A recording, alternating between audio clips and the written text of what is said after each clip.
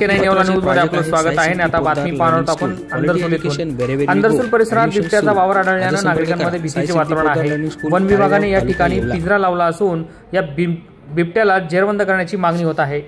येवला तालुक्यातील अंदरसूल ठिकाणी असलेल्या पडेगाव रोड परिसरातील कांतीलाल सोनवणे यांच्या शेतावर मादी बिबट्या व 2 पिल्ले असल्याची माहिती शेतकऱ्यांनी वन विभागाला दिली। या परिसरामध्ये 2 पाळीव कुत्र्यांवर देखील बिबट्याने हल्ला केला असून परिसरात नागरिकांमध्ये भीतीचे वातावरण आहे। दरम्यान वन विभागाने या ठिकाणी पिंजरा लावला असून या प्रसंगी वन विभागाचे अधिकारी उपस्थित होते।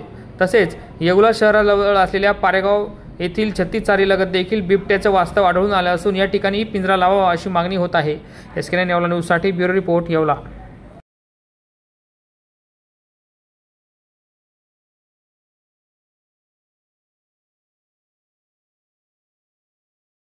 या बातमीपत्राचे प्रायोजक आहेत डॉक्टर साताळकर यांचा दातांचा दवाखाना, दंतरोग व मुखरोगावरील उपचार व निदानाचे एकमेव ठिकाण।